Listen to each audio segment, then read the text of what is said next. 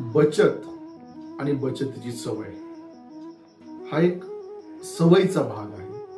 छोट्या छोट्या बचतीतून मोठा पैशाचा साठा निर्माण होतो आणि म्हणून आपण आपल्या दैनंदिन चुकीच्या खर्चापासून तो टाळून त्याचं रूपांतर बचतीत करून, उदाहरणार्थ आपले काही व्यसन असतील, काही चुकीचा खर्च असेल, त्याचा थोडा बारकाईने स्टडी करून तो टाळून त्याचं रूपांतर आपण आपल्या कायमस्वरूपी बचतीसाठी, आपल्या परिवाराच्या आर्थिक सुरक्षतेसाठी निश्चित करू शकतो.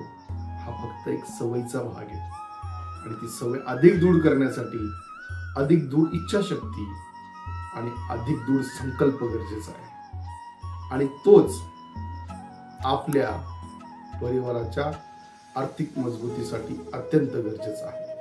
आणि म्हणून अतिशय दृढ निश्चयानं बचत सुरू करा. 20 रुपये, 50 रुपये, 100 रुपये, काही जी शक्य असेल ती बचत सुरू करा.